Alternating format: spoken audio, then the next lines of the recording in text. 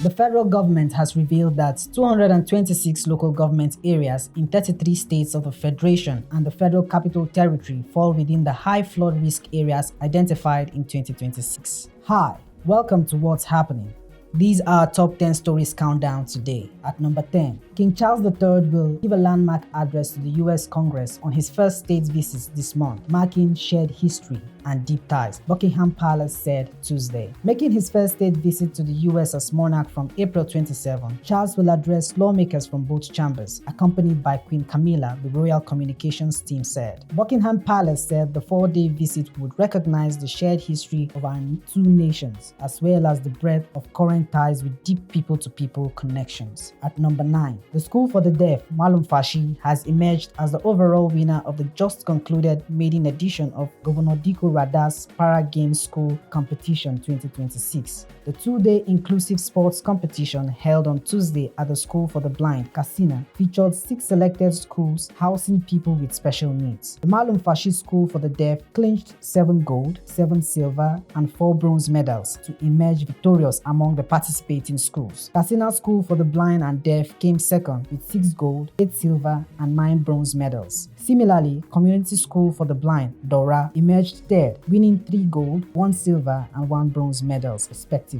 At number 8, Vice President Kashim Shettima has assured that adequate measures are being put in place to bring succor to victims of the recent attacks in Shanga local government area of Kebbi State. Shettima gave the assurance during a condolence visit to Governor Nasser Idris, Kebbi State, over the demise of Speaker of the Kebbi State House of Assembly, Muhammad Usman Zuru, as well as victims of the recent Shanga attacks. He was received by Governor Nasser Idris at the Sir Ahmadu Bello International Airport, Birnin Kebbi. At number 7, the federal government is set to unveil the 2026 annual flood outlook as Nigeria braces for the new rainy season. President Bola Ahmed Tinubu is expected to officially launch the project at the banquet hall of the Aso Villa in Abuja. The event marks a critical moment in the nation's disaster management calendar as the government shifts from reactive emergency responses to a proactive data-driven strategy, coming on the heels of a technical pre-launch meeting convened by the National Emergency Management Agency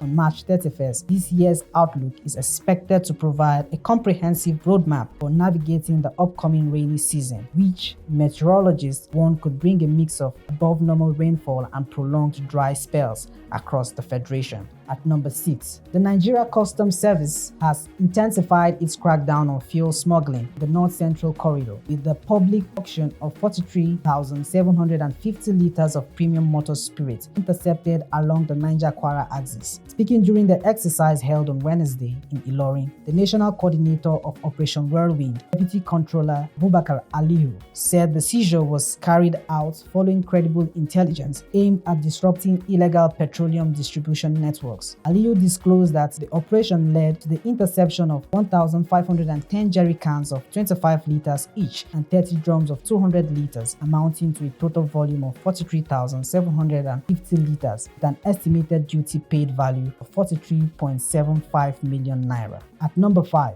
Japan refiners are ramping up crude oil importation from Nigeria, highlighting the short-term challenges of replacing their Middle Eastern crude supply cut by the Iran war. Refinery runs stood at 67.8% of the designed capacity for the week of April 11, in line with 67.7% in the previous week and well below the levels of more than 80% seen before the start of the war in late February. Reuters quoted the Petroleum Association of Japan data on Wednesday. The outlook for next month may be better as the country has released oil from its national stockpile and managed to secure substitutes for over half the volume it imported last May via the Strait of Hormuz, officials have said. Overall, Middle Eastern crudes normally make up 95% of Japan's imports. At number 4, the forest guard attached to the Lao local government area of Taraba State has been confirmed killed after being stabbed multiple times by residents in the area. The incident reportedly occurred in Mararaban Kunini. It was gathered that trouble started when the deceased forest guard, while on duty, arrested a resident of the area over an alleged crime, and an altercation ensued between them. It was also learned that during the confrontation, the suspect allegedly stabbed the forest guard in the chest, leading to fatal injuries and the guard's death. Following the incident, the State Commissioner of Police, Mukwap Dongshal, visited the area and had a brief meeting with leaders of the Fulani and Jengo communities. At number 3,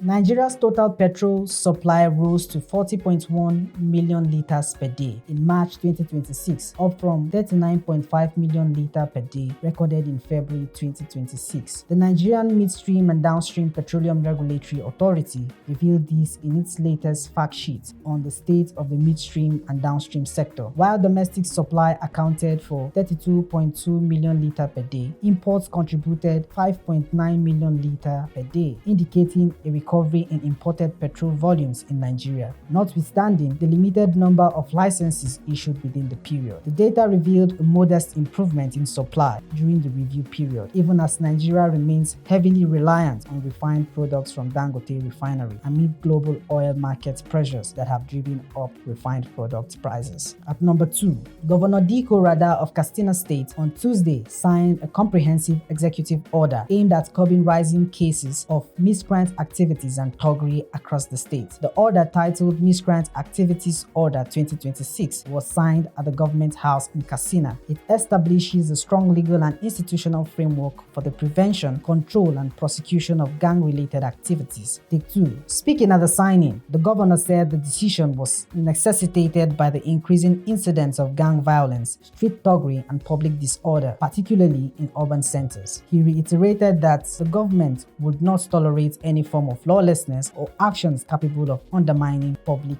peace and safety. At number 1, the federal government has revealed that 226 local government areas in